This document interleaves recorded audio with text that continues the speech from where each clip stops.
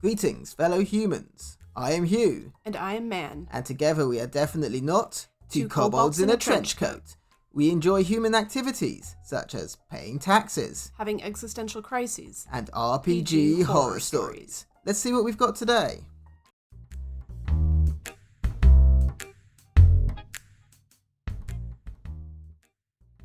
On today's episode, we have a DM who tries to create a weird IRL love triangle with players, a homophobic DM who ruins a campaign over a kiss, and a DM who tried to force a description of intimate details with OP's sibling at the table. DM rules Nat 1 ends your turn and tries to set me up for a date, by Reddit user Callisto the Fourth. We were supposed to be playing Rise of Tiamat, I think, because we never got to any official content. We were 7 players going through the DM's suddenly improvised intro for 3 sessions before it all fell apart. I was still new and made a rogue. I had 2 attacks, and another player suggested I roll 2 sets of dice in different colours at once to save time, because we were so many players. Combat is going, and I rolled 2 attacks at once.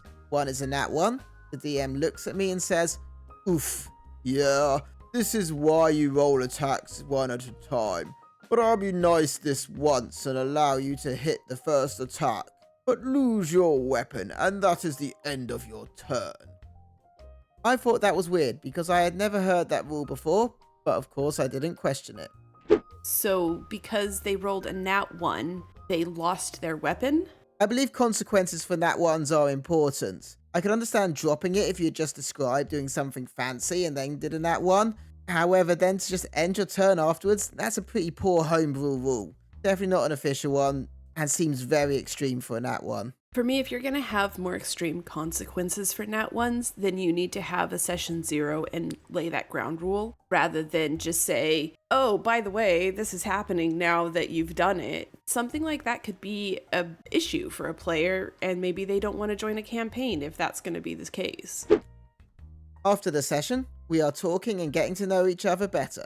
The DM suddenly goes, "Oh yeah, wizard, here is a list of OP's intimate preferences. You two would make a good match," in front of the entire table. Needless to say, I was mortified. I had shared that with the DM in private when we had a heart-to-heart and the DM came out to me. The wizard and I did end up going on a date, but the game then ended, which was our only point of contact, so it quickly fizzled. When visiting the DM later, we shared a bed, which I don't mind at all, except I woke up to the DM grinding against me. Turns out the DM tried to get me a partner so I would be taken, because DM wanted me to be a part of their relationship, but DM's partner was not okay with it. It is also one of the reasons the campaign ended. Luckily, I got away from that friend group with the good ones, and am now a happy DM in my own right. Wow, that took a turn. A real weird turn. What on earth happened there? I'm so confused. I really want more details. I don't want any details. This is too many details. This goes from a pretty severe nat 1 consequence to like borderline SA? What? I'm confused about the part where the DM wanted OP to be taken so their partner would be okay with it. The unspecified it. Does that mean DM was in a poly non-monogamous situation and had to have OP be in something in order for their partners to not be jealous? Or did he just want OP to be taken so that his partner would calm down and think that there wasn't a chance and basically remove the temptation, as it were? This is why I want more details. I need to know.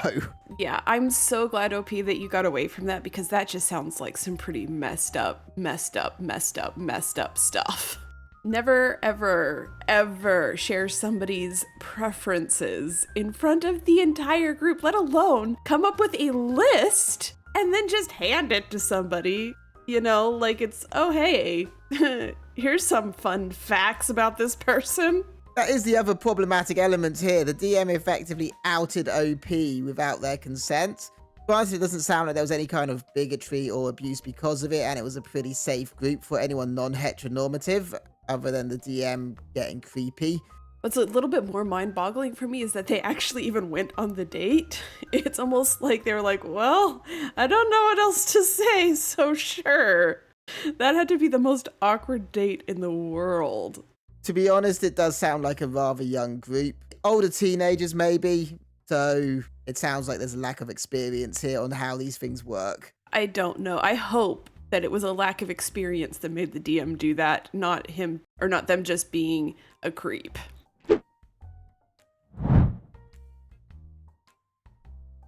I joined a public campaign as a player, but ended up being the DM. By Reddit user GloomyHomework7153. TLDR, a homophobic DM fights his friend over an in-game kiss, then ruins our campaign. I end up DMing instead. Warning, I'm not a native English speaker, and I don't speak English on a daily basis, so you can expect a bit too much commas or some other mistakes. This is also technically my first attempt at writing something like this. Anyway, to the story. Our heroes. Me, originally playing as a rogue, ending up as a GM. DM, an experienced DM, rules lawyer jerk, also homophobe apparently. Sorcerer, DM's friend, let's call him Bob, or whatever, the casus belli. Barbarian, the most experienced player at the table, party's parent. Goblin, our cleric, the bringer of chaos. The ranger/bard, originally played as a ranger but decided to change character. Oh, look at that, another chaotic cleric. Have you heard about the Traveler? So this story starts the moment that I got informed that my original D&D party wouldn't attend our usual Saturday night game nights for the next 2 weeks due to scheduling changes. Unfortunately, since I lost my job recently, I had too much free time and wanted to play D&D desperately. So I went on Roll20 and found myself a perfect game. 2 weeks, few planned sessions, experienced master, new players are welcome. Texted the DM and made a sheet, talked to the other party members, and prepared myself overall. Everybody's there almost on time, DM is ready, we're excited, the game starts. An hour passes and we're having a blast. The campaign is homebrew, about an organization of professional thieves set somewhere in the Faerun. We're doing our first heist, the barbarian gets hurt too much. Goblin steps up and says, I spit on my palm and touch the barbarian and cast Cure Wounds. DM laughs and responds with, yeah, sure. Due to the magical properties of your goblin saliva, your healing spell restores an extra 5 HP. We laugh and suddenly Sorcerer says, yo, I'm badly wounded too. Give me that magical saliva right now. And then he turns to DM and says, I lean down and kiss the goblin. Goblin immediately goes with it and responds, I kiss him back passionately. At this point, the whole party laughs. However, the DM stays silent when we calm down and he says, DM to Sorcerer, Bob, what do you think you're doing? Sorcerer, kissing a goblin? DM, no, you're messing with me. What did I say about this gay BS? Sorcerer, getting sad, it was a joke. Why do you have to make such a scene? Goblin to DM, chill dude, this is just a kiss, what's your problem? Okay, again, I'm left a bit dumbfounded. I'll start with the mechanical one because that's easier for my brain to digest right now. Since when did goblins spit heal? I think this is a rule of cool gone wrong kind of situation. Well, maybe not gone wrong, but gotten out of hand. Okay, that kind of makes sense. It's kind of like licking your finger and then putting it in someone's ear as a prank. I can sort of see where that goes with it. And then it just escalates completely from there. Yeah, like I said, it's rule of cool gotten out of hand because I get it. I think that all of everything that happened up until the point that the DM freaked out, pretty hilarious. And if it was me in the campaign, I would literally be dying laughing. But the fact that the DM all of a sudden is like, dude, no homo. It was like, yeah, it was fine up to that point. It was very good and very funny RP. And then DM went all Mike Pence on everyone. I think it's funny because it's like, did he not see this coming from like a mile away? If you tell a goblin that he has magical properties in his spit, obviously somebody is going to take it too far and be like, ugh, kiss me. DM absolutely invited trouble there. He set himself up. DM kicks Sorcerer out into the private channel and goes there as well. We just sit in the call in awkward silence and wait. 5 minutes later, we see that the Sorcerer was banned by a server admin. DM comes back and says, sorry folks, I'm not going to continue this campaign. Thank this a-hole for that if you want it. Anyway, whatever, bye. Then immediately disconnects. Yet again, we just sit there in awkward silence. I'm desperate at this point. I want to play D&D, and I want to play it now. Goblin. Wow, started out as a kiss. How did it end up like this? I was only a fish. I was only a fish. Barbarian. Yeah. What an a-hole, huh? Anyway, what do we do? Me, gathering as much courage as possible. I have my own homebrew campaign. I could be your DM. Goblin. You know what? I'm in. Do I have to make a new character? Barbarian. Yo, can I stay with this character but in a different subclass? Ranger. I have a different sheet. Can I use that? About an hour passes. We make some minor adjustments. I introduce them to the world. Pretty much the sandbox fantasy with some D&D races and custom lore. Plot is not even that relevant. We start playing and I'm feeling pretty confident about myself. Now, I'm not that experienced at D&D in general. I started playing after Baldur's Gate 3 came out, and I implement some of the BG3 rules in my game. Also, I don't remember the player's handbook and the master's guide to the letter, so sometimes I just improvise some situations instead of following an already existing rule. It will be relevant soon. Despite that fact, players seem to enjoy the game so far. We were having a bar fight when suddenly the DM comes back. DM. Hey guys, what are you doing here? I thought we left an hour ago. Goblin. We wanted to play, I guess? GM. Oh, great. I just cooled down a bit and I thought I might bring you back. So, since Sorcerer left, you're gonna be level 4 now. Please, remind me, where did we leave off? Barbarian. You left off when your boyfriend kissed a damn goblin in role-playing game. And we left off your campaign after that. Rogue is already DMing for us right now. DM. Alright. Jeez, I get it. I effed up. May I just sit here and listen then? Goblin. Only if you won't boil up if somebody kisses me again. DM. Pinky promise. So we continue our fight.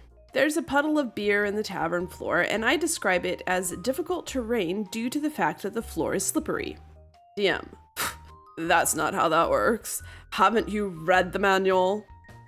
We don't pay any attention and continue playing. Goblin is wounded and wants to drink a potion of healing as a bonus action, which is allowed due to my implements from BG3. Me. Sure, go ahead. You restore 2 more due to your Disciple of Life feature. DM. That's just ridiculous. You can't drink potions as a bonus action, and Disciple of Life doesn't even work that way. Bard. Dude, we get that you know the rules so well. Now, can we play our game, please? DM laughs and leaves the call. Just at that moment, when I start narrating again, we are getting banned from the server one by one. Admin sends me a message that we have been reported by our DM for violating the server rules. Moral of the story? Public games and homophobia are bad, I guess? Luckily, we managed to gather the party and end the session properly. We even planned our next session and invited back the sorcerer. I'm not sure where this game is going to get. I also didn't want to be a DM again, yet here we are. Seems like I've accidentally attuned to a cursed DM table and makes you forever DM, but for me, it's definitely better than no D&D at all. God, that DM just came back like a bad-smelling boomerang. You threw him away, he flew through a pile of poop, and came back stinking of it and stinking up the whole chat. I just love that he was like, oh, what are you guys doing here? And they're like, oh, we wanted to play D&D. And he's like, oh, cool, let's just keep going. Like I didn't throw a big temper tantrum. And then gets mad when they aren't okay with that. Like he wasn't the problem. Yeah, oh, Sorcerer isn't here anymore, so we're fine. Like the wrong person came back.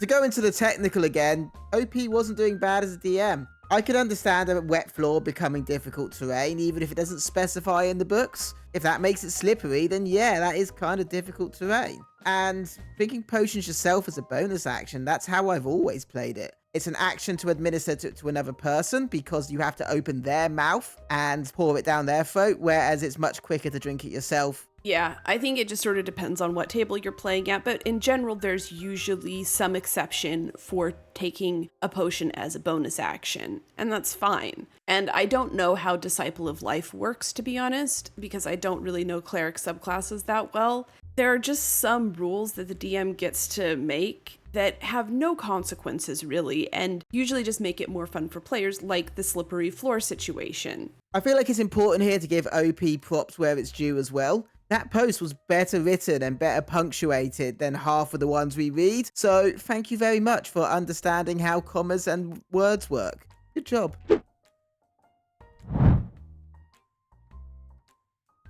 DM forced my character and another PC into bed together by Reddit user Rydeemer.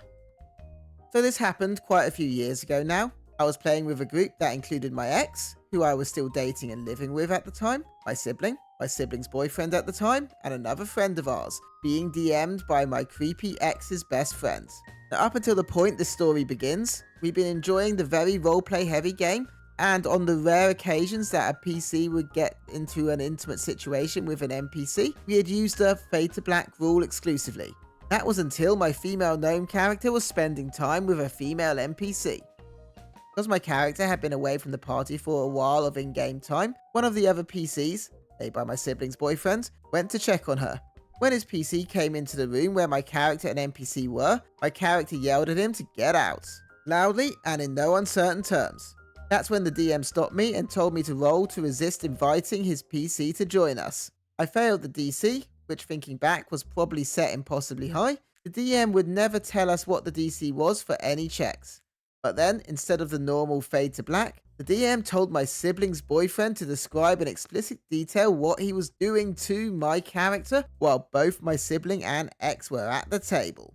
Roll to resist inviting somebody into the bedroom with you? Yeah, not gonna lie, that's a new one. That's the kind of thing that needs to be left down to player character decision and not a role instigated by the DM. You want to create a scene where OP's character gets it on with their sibling's boyfriend when clearly in-character relationships hadn't been a thing, may or may not have been discussed, and probably not okay. Well, and it wasn't even like sibling's boyfriend was supposed to be there. OP was off with some other NPC. Yeah, OP had already yelled for them to get out at that point, so I think any intimate tension was already gone. If you're yelling for somebody to get out, I don't think you need to roll to resist inviting them in. My sibling was silent for the rest of the session, but my ex didn't see an issue with it at all.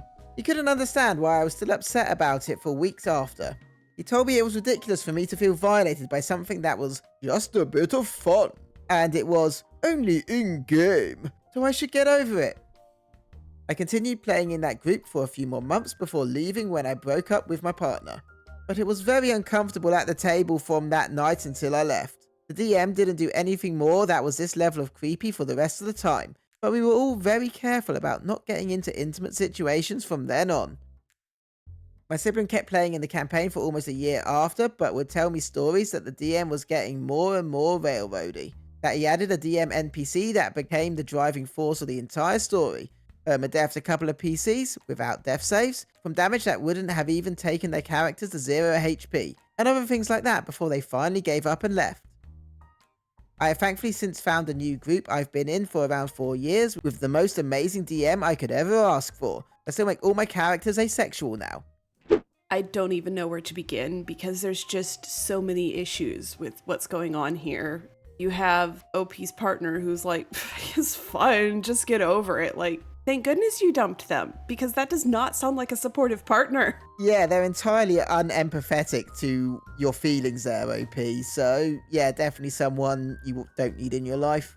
It definitely feels like a situation of two female characters getting it on together and a bunch of creepy dudes around that just have to be in on the action, and nobody has a problem with it because these creepy dudes think that girl-on-girl action was made for their own personal viewing pleasure. Yeah, that's basically the only conclusion I can draw here. It was creepy dudes, thought two female characters getting it on would satisfy their own fantasies, and wanted to try and get a description out of it. And then OP's boyfriend backed his creepy friend up on it. So good job leaving the campaign. And it sounds like you just dodged a bullet in general with that DM. Well, didn't really dodge the bullet, but you dodged a railroad and a DM PC. I mean, like, he's hitting all the bingo cards right now. He's a creep.